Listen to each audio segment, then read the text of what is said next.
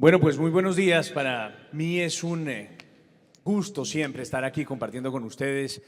Mi querida Luz Estela, no la veo por ahí, pero muchas gracias por la invitación siempre a este gremio que queremos tanto desde Noticias RCN y al que le damos tanta vocería, porque es importante oír la voz de un gremio tan importante como el que ustedes representan. Hace una semana estaban a Sofondos y yo decía, uy, ¿cómo voy a hacer para moderar a 5 personas en menos de una hora? Y además eran congresistas, que no son tigres fáciles. Y ahora tenemos este panel con 6 personas, es un reto todavía mayor. Pero cuando uno ve el nombre del panel, que es Gas Natural, un consenso nacional, y ve la composición del panel tan variada, dice, creo que vale la pena. Y creo que vale la pena hacer este tipo de ejercicios. En Noticias RCN en particular creemos en esos diálogos improbables. Este es bastante probable, pero queremos comenzar haciendo énfasis en la importancia de tener una composición tan variada como la que hoy tenemos en esta conversación. Y quiero comenzar preguntándole a Brani, a Hugo, a Jaime y a Karen una misma cuestión, planteárselas a cada uno de ustedes, y es cómo describirían el impacto del gas natural en su vida cotidiana, en los sectores que cada uno de ustedes representa, en términos también, por supuesto, de la eficiencia, de la sostenibilidad, de la competitividad del uso del gas natural en cada uno de sus sectores. Karen, me gustaría comenzar por ti, Karen, que vienes además de una asociación que te decía ahora fuera de escenario, me llama mucho la atención, la de amas de casa, amas. Karen, el impacto del gas en tu sector. Bienvenida. Buenos días a todos, muchas gracias. Bueno, inicialmente sí, vengo en representación de las amas de casa, que creo que acá todos los presentes tenemos una ama de casa que o nos crió o nos está esperando en este momento o está haciendo que las cosas pasen. Y hablar de gas natural es hablar de los hogares colombianos, es recordar el olor a café por la mañana, es recordar las meriendas en la tarde con toda la familia sentados alrededor de la mesa con el calor de la estufa. Entonces, el gas natural es parte primordial de la vida, de los hogares, de la función de ser ama de casa. Y normalmente nosotras somos las que entendemos la realidad de un impacto no es solo un servicio, es una forma de vida, es un crecimiento para la sociedad, para muchas mujeres es una forma de generar ingresos, porque muchas emprenden desde la cocina, desde realizar un arroz con leche, una torta, un postre, dedicadas a su hogar por medio del gas natural. Nosotras somos las que entendemos de verdad qué significa una fuga de gas, qué significa que le corten a uno el servicio. Tenerlo, claro. O sea, no tener gas, y más cuando usted tiene unos hijos a los cuales tiene que hacerle un desayuno, un almuerzo, una comida. O sea, hay un impacto fuerte. Las mujeres, tengo mujeres en la organización que son de finca y no todas tienen gas. Y muchas todavía, aunque uno no lo cree, les toca cocinar con leña. O les toca, por decir, mi mamá tiene una quemadura en el brazo de pequeña porque lo hacían con gasolina.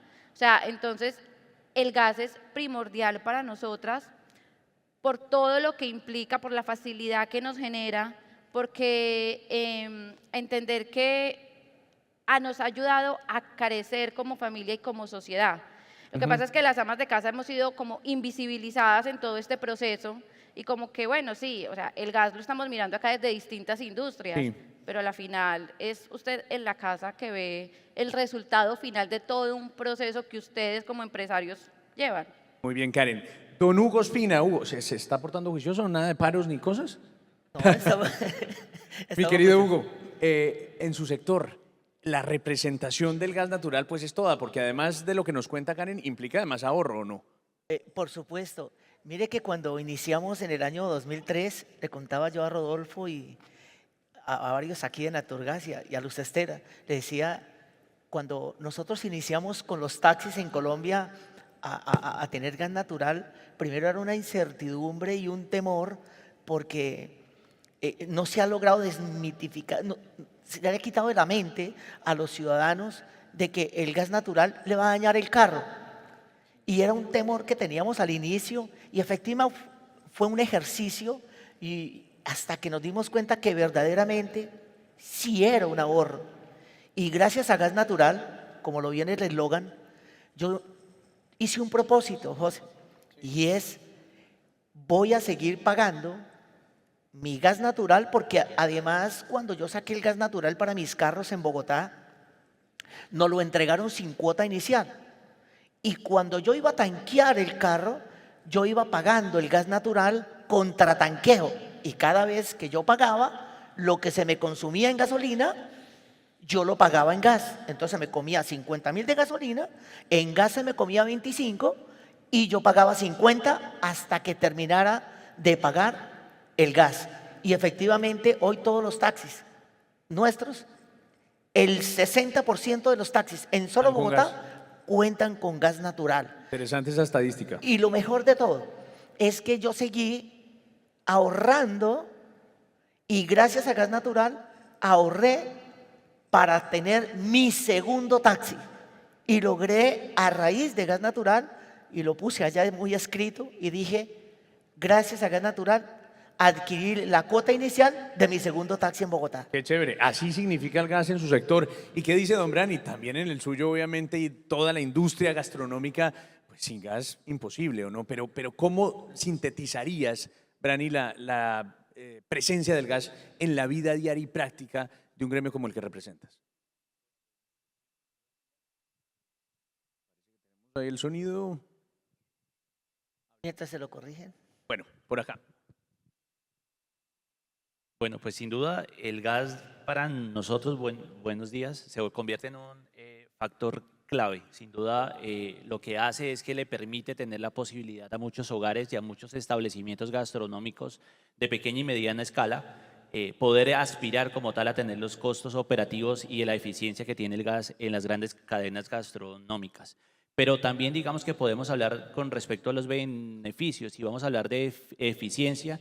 Tenemos como tal la posibilidad de que el gas nos brinda una reducción en costos operativos bastante alta. Tener gas natural en un establecimiento gastronómico puede reducir los costos hasta en un 47%.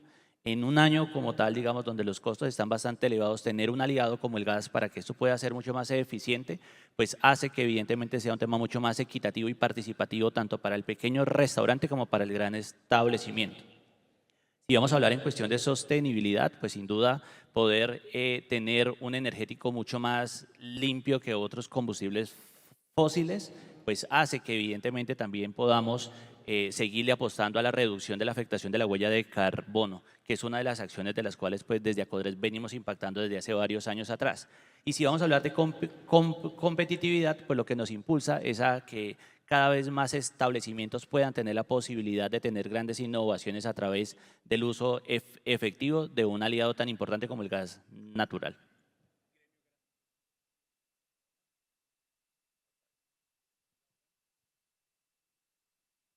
Gremio gastronómico, taxistas, amas de casa. Y Jaime, en el caso de una organización tan importante como Corona, ¿qué representa el gas?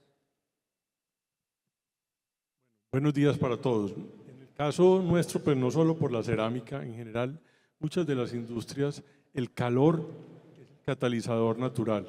En la cerámica, en la porcelana, se hace la magia de coger arcillas, formularlas y con el calor se transforman en los productos que usamos todos los días en pisos, en vajillas, en sanitarios, en ladrillos, pero lo mismo pasa con el cemento, pasa con mucha industria de alimentos, con el acero, donde el calor es el que hace la magia de convertir los minerales o convertir las arcillas en los productos que son absolutamente esenciales para todo lo que tenemos hoy y lo que usamos diariamente. De manera que la cerámica y el calor son absolutamente vinculados, son una unión inseparable. Hace 30 años en el mundo, 40 años en el mundo, hubo una transformación muy importante. Se pasó de producir ese calor con carbón o con combustibles líquidos a pasarlo a gas, con unos beneficios enormes que se volvieron unas industrias mucho más limpias, la calidad de los productos subió mucho. De manera que hoy, no solo en Corona, en Colombia, en el mundo, la cerámica y la producción de este tipo de productos de cerámica y porcelana es absolutamente ligada al gas. No hay prácticamente ya en el mundo productores que no operen con gas. De manera que es una relación absolutamente simbiótica en donde sin gas no hay cerámica, sin gas no hay porcelana. Ahora, desde el punto de vista de la competitividad del desarrollo del sector es esencial, porque no solo ya no, es que no se puede producir sin gas, sino que la competitividad está ligada y la sostenibilidad de los negocios está ligada a la disponibilidad del gas. Entonces aquí se vuelve una relación absolutamente esencial, donde sin gas no se puede producir y sin gas competitivo no se puede competir. Claro. Entonces somos absolutamente dependientes de tener la disponibilidad y el costo competitivo del gas. Jaime, gracias. A mi apreciado Rodolfo no le voy a preguntar qué significa el gas en su vida porque no significa algo, sino significa todo, me parece. Pero Rodolfo, vamos metiéndonos ya en el propósito de este panel, que es ver cómo hacemos para propiciar diálogos.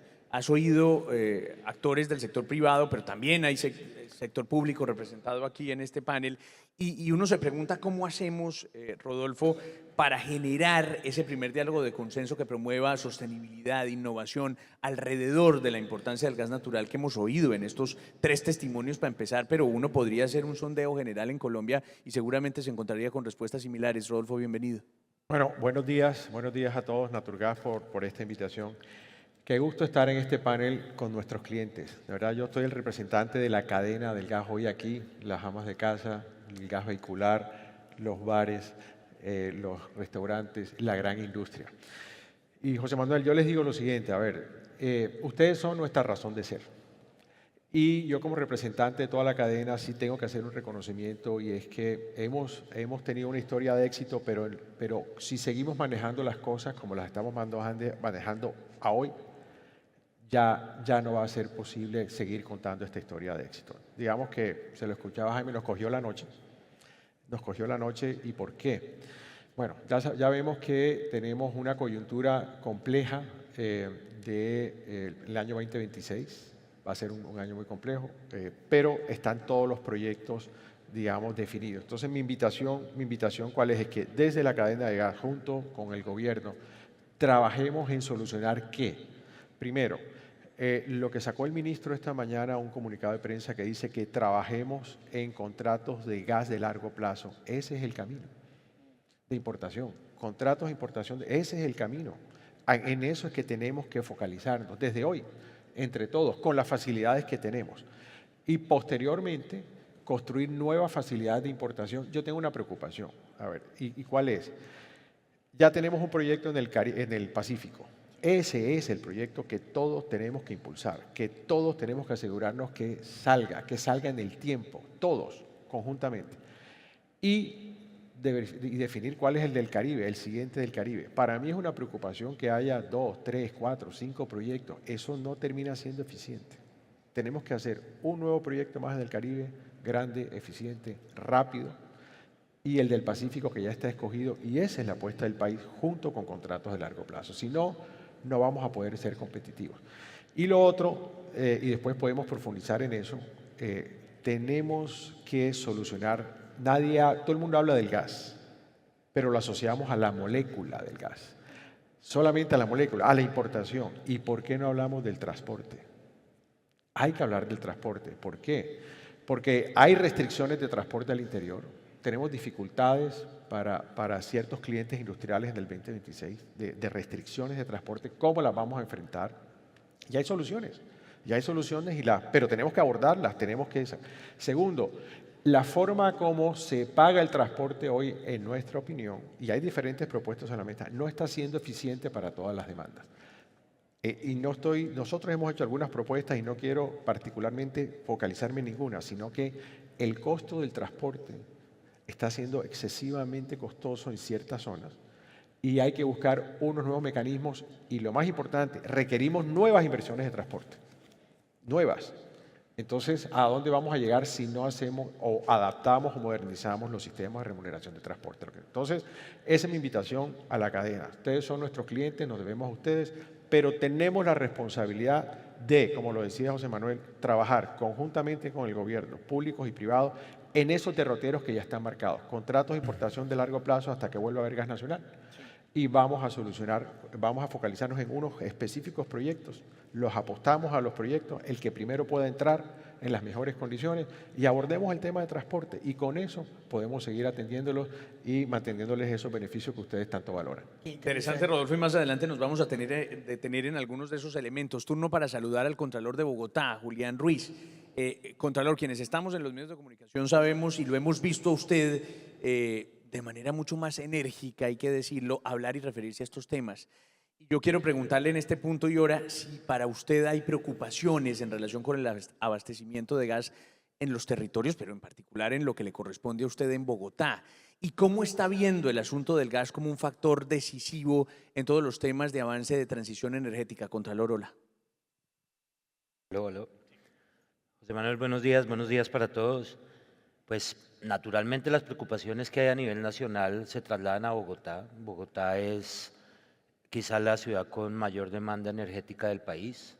Es de lejos la que consume mayor cantidad de gas a nivel residencial, con 50 gigabTUs, seguido muy de lejos por Cundinamarca con 30 gigabTUs por día. Es también la ciudad con mayor demanda de gas natural vehicular, seguido igualmente muy de lejos por el Valle del Cauca. Nosotros en Bogotá ya tenemos 2.300 buses del Sistema Integrado de Transporte que o bien son eléctricos o bien funcionan con gas, 60.000 vehículos, y somos el séptimo territorio nacional con mayor consumo de gas a nivel industrial. Entonces, todas las preocupaciones de alzas en los precios a los usuarios, naturalmente en Bogotá, afectan mucho a todos los sectores como los que están aquí presentes. Tenemos una presión bastante significativa sobre la seguridad e infraestructura energética y estamos, y esto no me deja mentir Rodolfo, en el top 3 de las alzas a nivel nacional con un 36% junto a Boyacá y Cundinamarca, quizás también por la ubicación geográfica. Entonces, naturalmente existen preocupaciones muy importantes, pero que creo que se pueden traducir en oportunidades para Bogotá.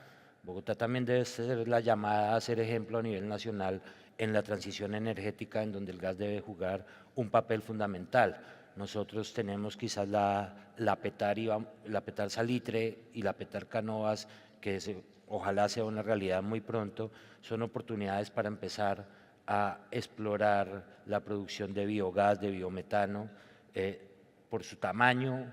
En el tratamiento de lodos, por ejemplo, es fundamental explorar esos caminos, así como en los rellenos sanitarios, la explotación de ese recurso que es el biogás, que ya se hace en el relleno Doña Juana, pero en muy pequeña escala.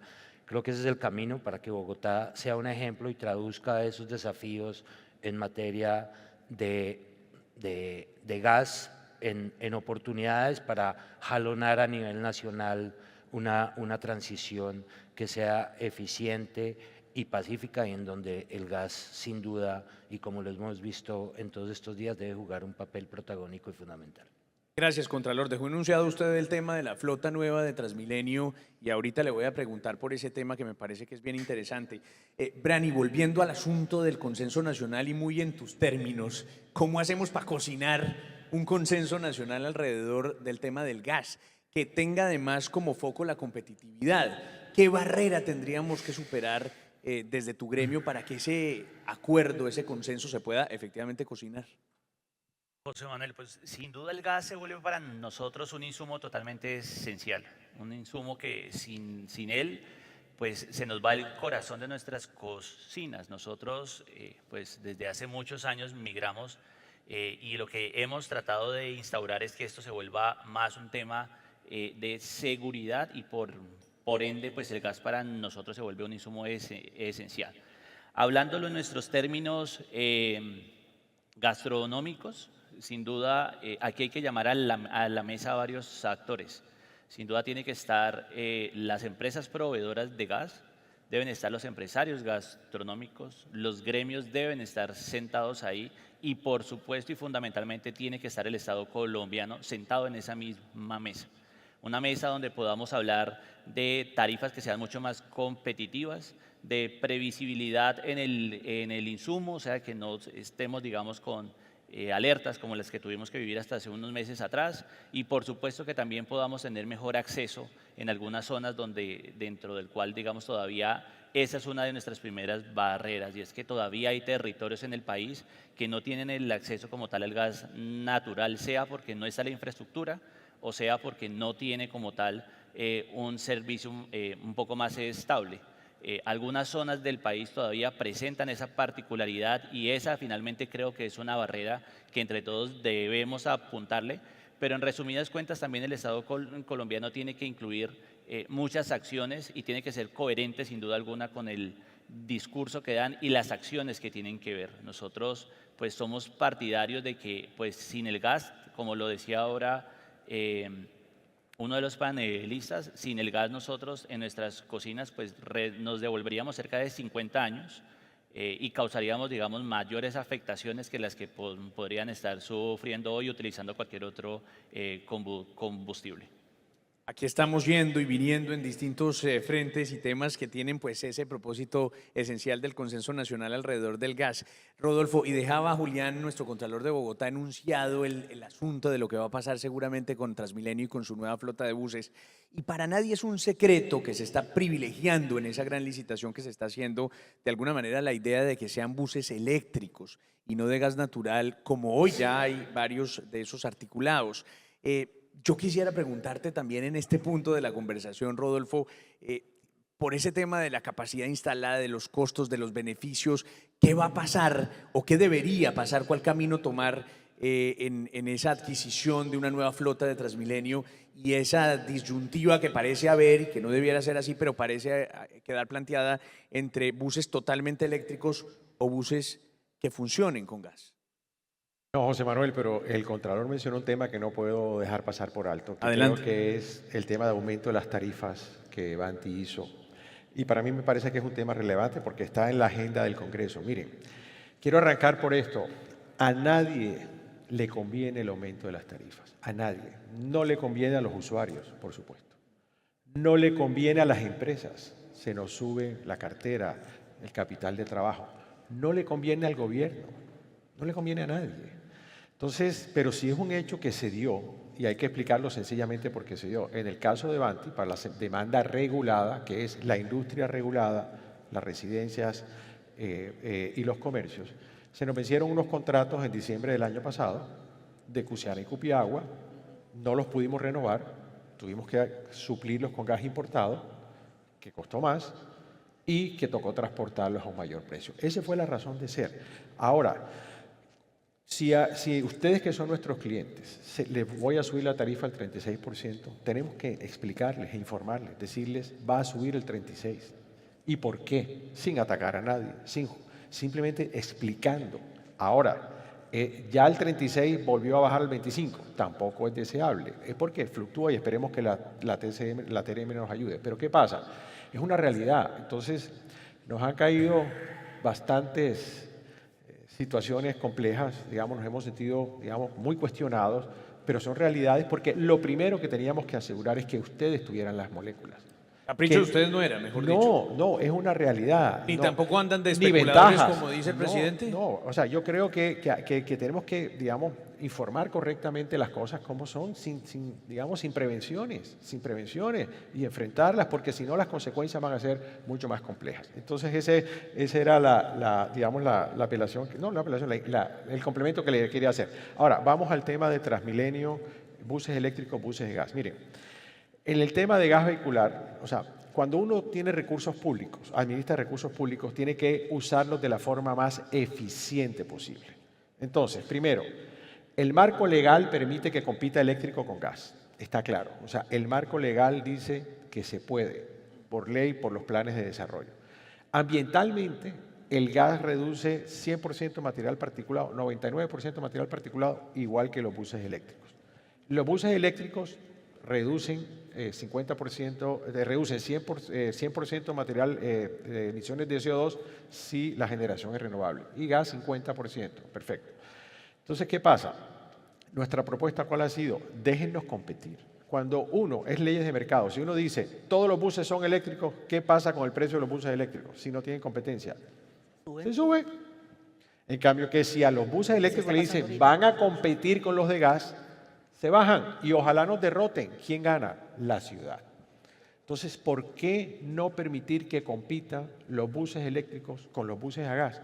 ¿Por qué? Y si nos derrotan, que nos derroten. Ya tenemos 2.500 buses a gas, han demostrado un performance muy bueno, un muy buen estándar. Los 1.000 eléctricos también, pero han costado más.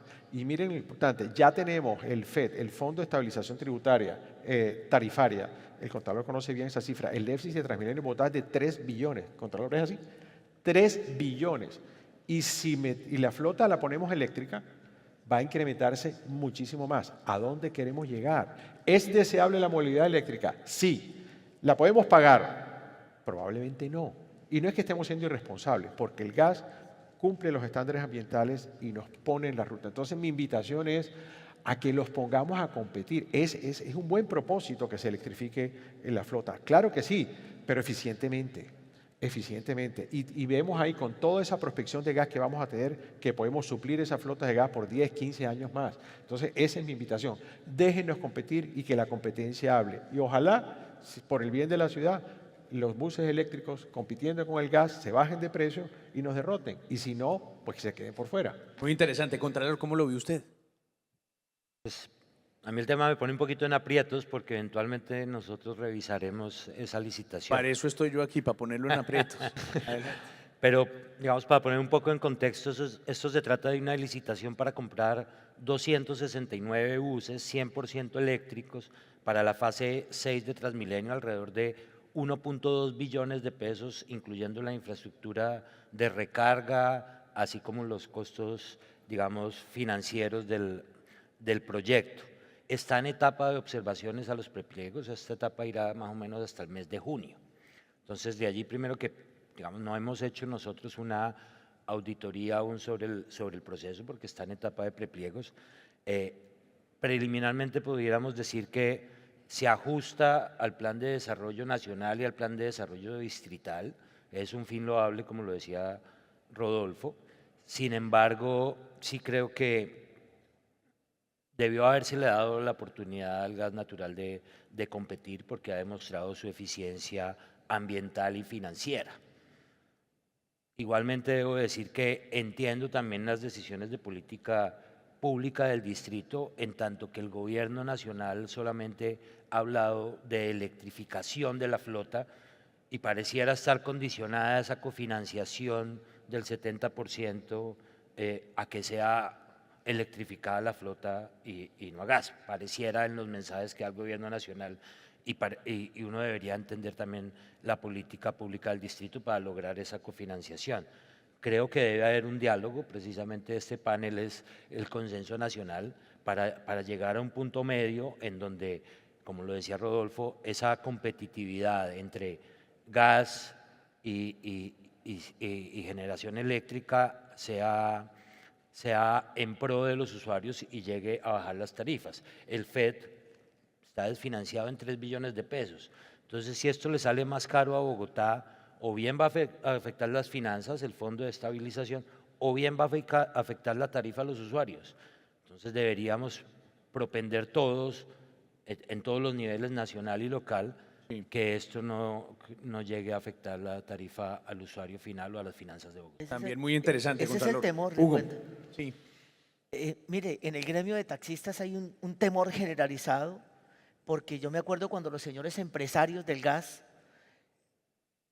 prendieron las alarmas de que se iba a acabar el gas natural. Y nosotros inmediatamente pues nos declaramos en la asamblea permanente y dijimos, bueno, ¿qué va a pasar con el gas natural en los taxis? Señor Ospina, hubo reunión con el señor presidente, él atendió prontamente nuestra solicitud y el presidente nos dijo, aquí no hay ningún temor, no va a haber desabastecimiento, está garantizado, no se preocupen. Pues los taxistas nos relajamos. Y oh sorpresa, cuando la semana pasada escucho en un consejo de ministros donde le pegan semejante vaciadón al doctor Roa y le dicen, ¿Qué hubo, hermano? ¿Cuándo va a comenzar a importar gas? ¿Cómo así? Pues los taxistas hoy estamos preocupados. Yo tengo que confesarle aquí públicamente a la gente que yo apoyé a Gustavo Petro. Y es a usted, señor presidente de la República, que nos diga que ese conflicto que usted tiene con el empresariado no nos lo traslade a los taxistas. Aquí necesitamos una responsabilidad social por parte del señor presidente, que respete a los empresarios de este país. Los taxistas también. Estamos con ustedes, señores empresarios. Los taxistas, si nos toca salir a las calles para defender el empresariado en Colombia, vamos a salir a defender al empresariado en Colombia, porque nosotros no nos vamos a quedar callados. Yo creo que nosotros pusimos cualquier cantidad de votos, porque yo confié en que verdaderamente iba a haber un cambio, pero no pensé que este cambio fuera hacia atrás. Sí. Cuando uno habla de un cambio y de una transformación, es porque quiere salir adelante. Nuestro gremio quiere salir adelante. Aquí encontré un poco de taxis en la asamblea que hice ayer, en los espacios que tuve libres acá. Hablé con los taxistas y tienen una honda preocupación que se lo trasladé a Rodolfo y al señor de Naturgas y a Luz Estela. Y es que aquí necesitamos urgentemente que todas las personas que han confiado en el gremio de taxistas, y nosotros hemos confiado en Gas Natural, también necesitamos que aquí hay un drama humanitario.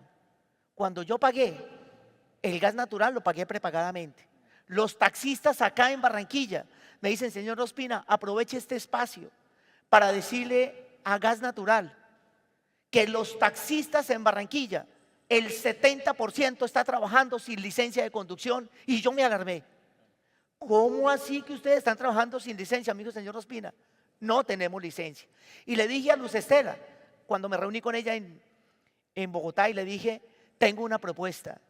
Y los taxistas me la acaban de corroborar. A ver, ¿y cuál es la propuesta? La propuesta es que los taxistas quieren que Gas Natural y Vanti haga una propuesta concreta, y es que así como nosotros pagamos el gas natural prepagado, queremos ponernos al día con los comparendos de tránsito, porque aquí no queremos que nadie nos regale nada a los taxistas. Los taxistas quieren pagar, no tienen el dinero para pagar los comparendos. Amigo señor Ospina, aquí nos llenaron de fotomultas, y no se preocupe que a todos los colombianos igual. A todos los colombianos nos llenaron de fotomultas, unas fotomultas inexistentes, pero este no es el escenario. Pero el escenario es que hay una propuesta concreta. Los taxistas, cada vez que tanqueen aquí en Barranquilla, quieren pagar ese dinero que hoy no han podido pagar. Y hoy la Contraloría en Bogotá acaba de reconvenir a la Secretaría de Movilidad porque dejó perder miles y miles de millones de pesos de arcas del distrito porque no cobraron esos comparendos. Por no ponerse de acuerdo, Por no digamos, ponerse con de acuerdo. ustedes. Ok. La propuesta está en Sí. la ley. Ajá. El Código Nacional de Tránsito le permite a los privados hacer convenios con las secretarías de tránsito para que los ciudadanos puedan pagar. Eso está en el artículo 159 del Código Nacional de Tránsito. Señor alcalde Alechar, aquí veo que brilla por su ausencia, porque no le ha dado la cara al gremio de taxistas. Los taxistas queremos ponernos al día y queremos que Vanti y queremos que Gas Natural sean los aliados de los taxistas para que entren a la formalidad aquí en Barranquilla. Vamos a ver qué le dice ahora Rodolfo. Ya le doy la No, palabra. me lo tiene que decir. Gracias, gracias, Hugo. Karen, ¿qué hacemos desde tu sector también para propiciar ese consenso nacional alrededor del gas natural? Es importante que la sociedad civil, y en tu caso, pues la asociación que representas, también tenga algún punto de vista, una opinión sobre esa construcción de ese consenso nacional. ¿Cuál sería el papel de ustedes, por ejemplo, ahí? Bueno, primero yo lo dividiría en tres partes, desde lo social, lo económico y lo político. Y desde lo social es primero un reconocimiento de la labor de ser ama de casa, ¿sí? Reconocer que somos mujeres líderes. Hay que pasar de simplemente decir, no, es que ella es la ama de casa, no. O sea, ella es una líder que mueve comunidad y que está formando las futuras generaciones. Unas generaciones que queremos que tengan todos estos ideales, que conozcan de los proyectos, que queremos que haya una transformación y un cambio, pero tenemos también que formarlas. Ahora que decían sobre el tema, cuando hubo lo de los incrementos del gas, A mí, en mi caso, me llegaron a decir mujeres, oiga, ¿verdad que va a subir el gas? Y en ese momento yo no sabía del tema. Y yo, pues, eso dicen, porque nos dejamos guiar por lo que vemos en los medios de comunicación. Y yo, eso dicen, dice que no. Entonces, y que empieza uno como sociedad, como de la casa, a hablar con las vecinas y decir, no, es que ya nos van a subir el gas, lo que nos faltaba. Pero es porque las empresas no han querido entrar a capacitar el porqué. Cuando yo ya entendí todo este proceso y el por qué iba a incrementar el gas y qué era lo que estaba pasando, lo vi distinto. Pero a mí en mi recibo nunca me llegó una explicación de eso. O sea, tenemos que entrar también a entender que las que son las consumidoras finales, las expertas reales, las que saben qué impacto tiene un incremento de gas, pues estén capacitadas, entiendan la razón del por qué lo hace. Y eso lo puede hacer en una factura, un papelito. ¿Sabías el porqué de?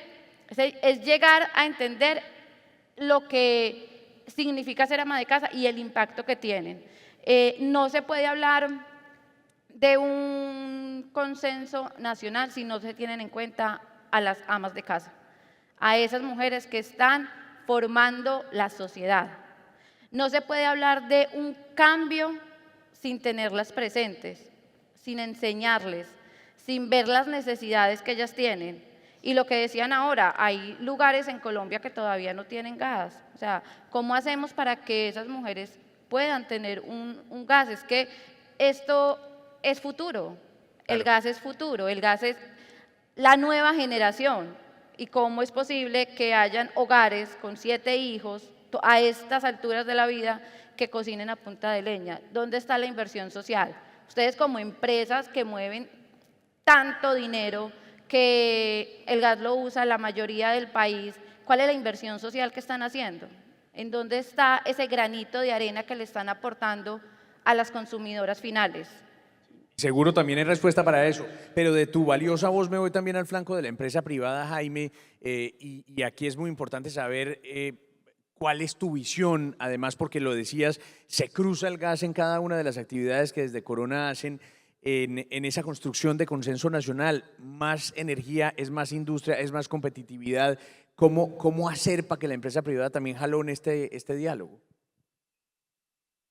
Bueno, yo creo que nuestro primer compromiso con la sociedad es la supervivencia. Corona tiene 143 años, somos la primera sociedad anónima constituida industrial en el país y hemos sobrevivido a muchas cosas y nuestro primer compromiso siempre será hacer todo lo posible por mantener la generación de empleo. Comparto las mismas angustias que todos ustedes han dicho. La única diferencia es que nosotros no podemos salir a hacer un paro, pero las angustias son las mismas. Las angustias son exactamente las mismas. Nosotros hoy estamos muy comprometidos y yo creo que ese es nuestro primer aporte a ese consenso con todos los temas de transformación energética, haciendo muchos trabajos en eficiencia energética que creo que son necesarios porque en cierta medida cuando nosotros hacemos que un horno consuma 20% menos de gas, pues estamos liberando gas para que otras lo puedan consumir y yo creo que ese es uno de los primeros grandes compromisos que tenemos que hacer, el compromiso con esa transición y con el esfuerzo de eficiencia. Pero la verdad, sí necesitamos resolver los temas que estamos enfrentando hoy. Las angustias son las mismas. Nosotros, o por primera vez, y lo digo, yo llevo 41 años trabajando en Corona y por primera vez estamos enfrentando un 2026 sin tener la certidumbre de que vamos a tener combustible, de que vamos a poder tener nuestros hornos prendidos. Eso nunca nos había pasado, lo mismo que dice Hugo, lo mismo que nosotros estamos viviendo. Nunca había pasado, siempre teníamos contratos de largo plazo en energía con EPM, acabamos de firmar un contrato por 8 años, que venía de un contrato previo de 7 años. Nosotros no podemos asegurarle a nuestros clientes que vamos a poderles entregar los productos de manera confiable si mañana tengo que apagar los hornos porque no tengo gas. Entonces, estamos enfrentando una situación muy difícil que necesitamos resolver. Entonces, así trabajemos en eficiencia y en ahorro energético, pues por más que hagamos, si no tenemos confiabilidad en el suministro, no hay. Pero la otra cosa importante que tenemos que enfrentar es el tema del costo.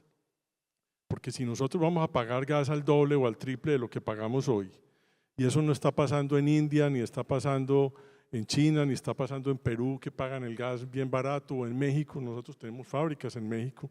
El gas nos va a costar la tercera parte de lo que cuesta en Colombia. Entonces, ¿qué vamos a hacer? ¿Cómo vamos a competir con los peruanos, con los chinos, con los indios? ¿O vamos simplemente a dejar que se nos acaben las industrias porque no podemos competir? Entonces yo sí creo que aquí tiene que haber un compromiso con la confiabilidad y con la competitividad del suministro de gas. Desafortunadamente, pues todos los anuncios que estamos enfrentando es que vamos a tener 3 o 4 años donde las amenazas para nuestra industria van a ser, ojalá no fatales, pero sí muy, muy complejas por la falta de competitividad que vamos a tener. Y yo sí creo que también ahí dentro de ese consenso nacional se van a necesitar tomar medidas para nivelar las canchas, porque yo sí creo que es muy importante que todos los sectores económicos sobrevivamos. Pues es de lo que vivimos como sociedad. Y para la supervivencia de sectores industriales que competimos con el mundo, si no tenemos las canchas niveladas, porque en otras partes hay subsidios, porque en otras partes tienen otra serie de apoyos para que las industrias puedan competir y nos están inundando a través de esos subsidios o a través de tener esas ventajas competitivas que aquí ya no vamos a poder tener, pues va a ser mucho más difícil. Entonces también en algún momento dado vamos a requerir de todos los esfuerzos suficientes para que las canchas estén niveladas y podamos competir de igual a igual. Creo que esos son los elementos centrales. Gracias, Jaime. También muy interesante, Rodolfo. Creo que te han dejado planteadas algunas inquietudes desde el sector taxis, desde el sector de las amas de casa. Y yo agregaría, porque ya vamos llegando a la parte final de este panel, una inquietud que tengo para ti y en general para todos los actores. Y es que hemos hablado acá de palabras como preocupación, como angustia, como inquietud, pero en medio de todo, ¿se puede ser optimista desde este sector frente a lo que puede pasar en adelante? Primero le voy a complementar la respuesta de Jaime. Miren, nosotros tampoco nunca habíamos estado como distribuidoras sin contratos de gas a 3 años adelante, nunca. Y este año se nos vencen 40% más. Lo mismo que nos pasó Nunca nos había pasado y por eso no les hemos podido ofrecer. O sea, así no funciona la industria del gas. La industria del gas compra su gas 3, 4 y 5 años con antelación en contratos de largo plazo. Entonces, el primer propósito es, tenemos que volver a ese escenario. Segundo, miren, no es un cuento chino que ellos compiten con China, India, Malasia. No es un cuento chino. Desde Vanti ya estamos viendo cómo diferentes segmentos industriales se están ralentizando. Y sector no solo de industria de construcción, sector textil, sector alimentos, lo estamos viendo en los consumos. Nosotros inmediatamente vemos, y todavía no hemos llegado a los posibles incrementos de precios de otros segmentos como va a ser el industrial. Bueno, pero eso era lo que querían, ¿no? Eso es lo que decía una exministra de Minas, ¿no? No. Yo creo que a veces exageramos, José Manuel. No. El propósito es reducir emisiones. Crecer reduciendo emisiones. Ese es el propósito. Y se puede hacer. La industria lo ha hecho. Ellos consumían carbón hace muchos años, consumían fuel oil, aceite quemado, hoy lo hacen con gas. Entonces, de verdad tenemos que acompañarlos en ese propósito porque a veces decimos, claro, cuando hay un evento de racionamiento hay que defender las casas, las viviendas, el gas vehicular, los restaurantes, perfecto, esos son los sectores prioritarios y por eso se llama demanda esencial. Pero, ¿qué pasa si nosotros defendemos el gas para la cocción, pero los alimentos que llegan están usando combustible mucho más costoso y se encarecen los alimentos? O sea, los dos segmentos son igual de esenciales, igual de importantes. ¿En serio? O sea, si a ellos les toca a las fábricas que hacen alimentos consumir un combustible mucho más costoso, ¿qué va a pasar con los precios? Van a subir. Entonces, tenemos que ser capaces de balancear eso. Entonces, mi invitación también es, y ahorita respondo la parte final. Hugo, eso ya lo hicimos hace 20 años. Sí, hace 20 años le financiábamos las conversiones. Con cada tanqueo pagaban una cuota. Trabajemos en esa dirección, hagamos el convenio y con cada tanqueo pueden pagar 1.000 pesos para el pase y nosotros se lo financiamos o se le lleva la factura del gas. Ya eso lo hicimos, volvámoslo a hacer. Así nació esta industria. O sea que esto es totalmente viable. Karen, todos los años nosotros conectamos más de 100.000 usuarios en los pueblos más en Boyacá, en Cundinamarca. No hay semana que no aparezca un concejal, una comunidad en Soacha, en Ciudad Bolívar, que nos pidan conectar el gas. Lo que decías, todavía hay mucha gente que cocina con leña, y nuestro principal aporte de inversión social, tenemos muchos programas, pero el más importante es esas 100.000 familias nuevas, de las cuales 35.000 pueden ser de estratos muy bajos, pasarlos a gas. Y ahí hacemos esfuerzos económicos, porque ellos todavía no disfrutan, no tienen ese valor que ustedes tanto aprecian de no solo de no contaminar, no solo de no quemarse, sino también de la comodidad y la calidad de vida que les da. Entonces, a ver, tenemos yo te decía, podemos ser optimistas, hay que ser realistas y trabajar en las soluciones. Las soluciones nos pueden llevar a que pasemos este par de años sin tantos tropiezos.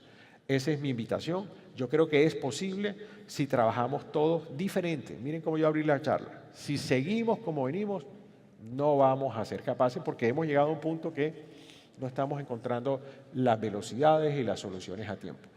Nos cogió la noche, pero tenemos que hacer una muy buena planeación. No los quiero ustedes, pero tenemos un solo plan entre todos para poderlos atender a ustedes, nuestros clientes, que son a los que no les debemos.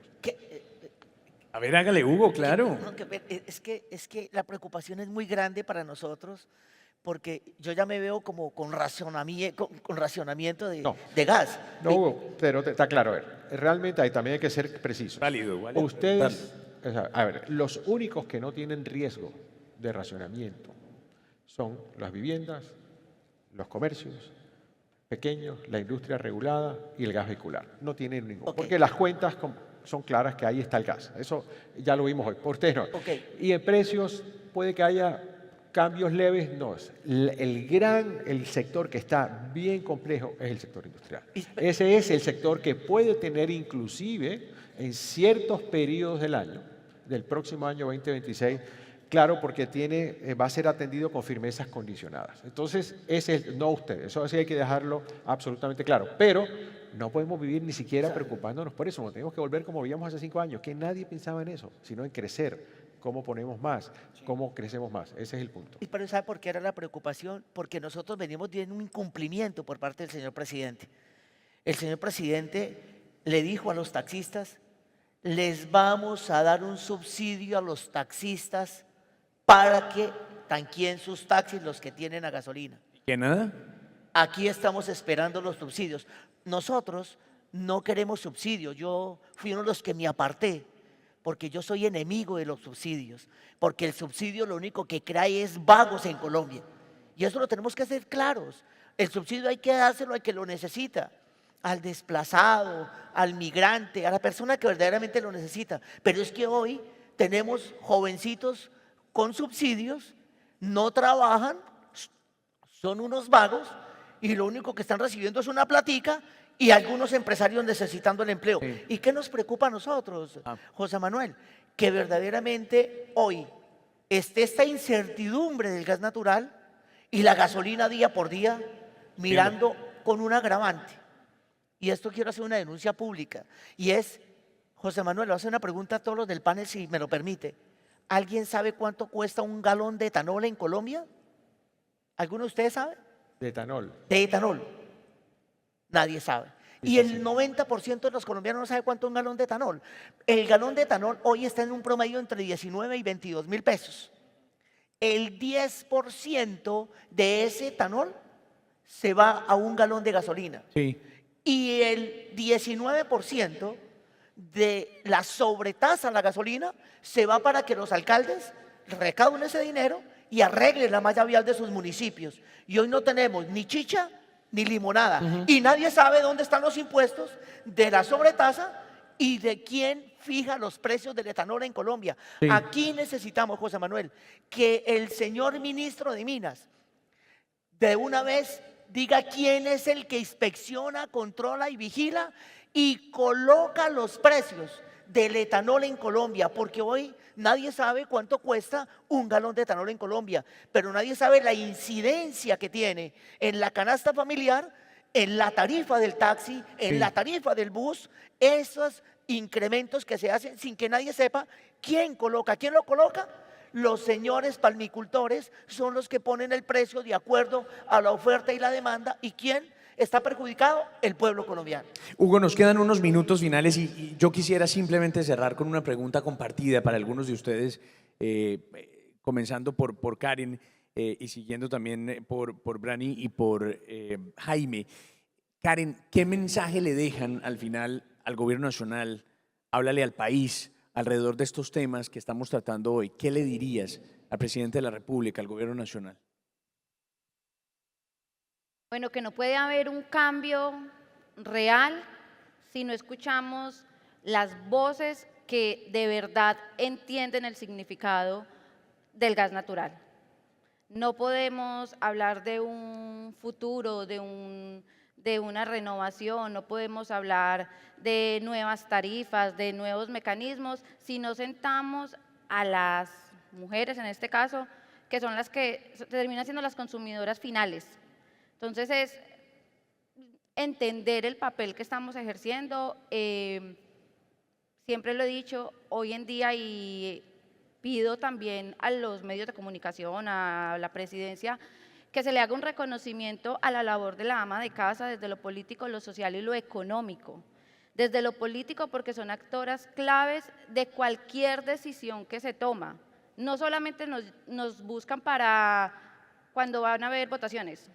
Cuando hay votaciones, todos quieren tener a las amas de casa. Oiga, eso empiezan, les hago la charla, les hago están súper ahí, pero apenas pasan las votaciones, se olvidan de las amas de casa. Y acá vengo y les digo, bueno, hay un ministerio que se llama la Equidad y la Igualdad, donde supuestamente están haciendo cosas súper interesantes en la economía del cuidado. Hoy en día medio se habla de la economía del cuidado, pero la economía del cuidado no remunerado hace parte, si lo miramos, del Producto Interno Bruto de un país, pero no lo tienen en cuenta, no existimos, o sea, no se tiene ahí. ¿Qué está haciendo ese ministerio con las mujeres que supuestamente ellos crearon un ministerio para ellas? Yo que tengo más de 1000 mujeres en mi organización, nunca me han abierto la puerta para poder llegar a hacer algo. Entonces es pasar del discurso al hecho. Tengamos en serio en cuenta a las comunidades que terminan siendo las más afectadas o las más beneficiadas en este tipo de decisiones. Creo que este es un espacio gratificante porque se está llevando a las nuevas comunidades, como es la economía del cuidado no remunerado, a lugares y a escenarios donde nos están teniendo en cuenta, pero no solamente que nos tengan en cuenta de una forma discursiva, sino también práctica. Sí. Brani, ¿qué le dirías al presidente de la República? José Manuel, yo creo que aquí hay que hablar de algo supremamente importante que se llama el valor de la coherencia. Uno no puede salir a hablar y que sus acciones demuestren totalmente lo contrario, y eso creo que le ha pasado a este gobierno y le pasa al presidente constantemente. Yo no sé si es que no sabe escoger ministros, no sé si es que no sabe escoger equipo, pero no puede ser que él diga una cosa y su equipo haga otra, y en ocasiones habla sin conocimiento. Y yo creo que ese tipo de incoherencias está haciendo que finalmente tengamos las afectaciones que hoy vemos. Lo que dice Jaime hoy a mí me deja supremamente preocupado, porque no podemos hablar de un crecimiento gastronómico, del empresariado gastronómico en este país, si no tenemos la cerámica para poner en los pisos, si no tenemos toda la indumentaria para los baños, si no tenemos vajillas para nosotros poderlo hacer. Y no podemos tampoco nosotros pensar que vamos a poder tener un cambio en nuestro país en 4 años. Iniciará un proceso de cambio, pero es ilógico pensar que un país lo podemos cambiar en 4 años. Loable la labor de él de haber querido iniciar un cambio, pero no lo hizo. Se le acabó el gobierno ya al señor presidente y lo único que está dejando son industrias afectadas, industrias que generan empleo, industrias como la gastronómica, en este caso, que genera más de 98.000 empleos en solamente una ciudad como Cali. Entonces, yo creo que finalmente el gobierno nacional le faltó coherencia, ya no la va a tener, el gobierno se le acabó finalmente, y lo que tiene que hacer el señor presidente ahora es tratar de hacer un poco de lo que tanto dijo que iba a hacer y prometerle a los que le creyeron en su cambio que finalmente pues les pueda cumplir con alguna de las tantas cosas que ellos quisieron hacer. Y por último, José Manuel, pues quiero también exaltar la labor gremial. Como gremio nosotros vemos finalmente que no fue posible finalmente como tener unas conversaciones claras hacia lo que uno pudiera hacer para impulsar el país. Es que el empresariado no es enemigo del crecimiento social. El empresariado no es enemigo de la evolución de un país. El empresariado no es el enemigo de una transición energética, pero hay que saberlo hacer. Hay que llamar al diálogo, al consenso. Así como se dialoga con los delincuentes, tiene que sentarse a hablar con los empresarios y hablar de frente con acciones que se puedan hacer. Y quiero finalizar exaltando la labor de Luz Estela y de toda la junta directiva de Naturgas, porque hacer gremio en este país, en este gobierno, no ha sido una tarea fácil. Rani, gracias. Jaime, un mensaje a Colombia y al gobierno nacional desde el sector industrial nada menos. Pienso que nosotros tenemos que despolitizar la transición energética. Creo que la transición energética es uno de los mayores o el mayor reto que tenemos como humanidad.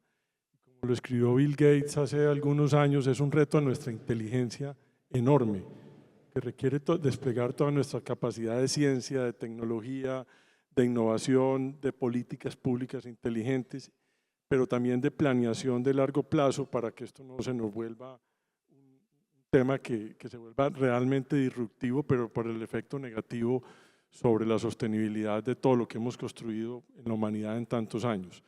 Yo pienso que estos consensos tienen que ser hechos sobre bases técnicas, sobre bases de compromisos de trabajo y de investigación y de desarrollo muy grandes, y no sobre la base de ponerle tanta ideología a un tema que por dentro lo que tiene es un gran componente de retos tecnológicos.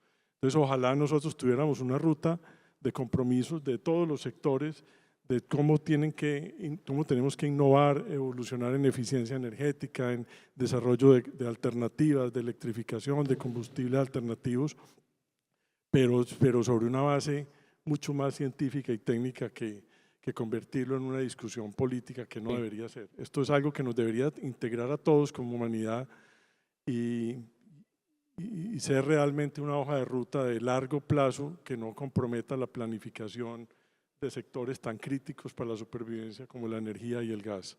Muy importante. Señor Contralor, cierre usted, no lo voy a meter en Honduras, pero después de oír todo lo que está oyéndolo y lo que hablamos a lo largo de estos minutos, ¿es posible un consenso nacional alrededor del gas natural?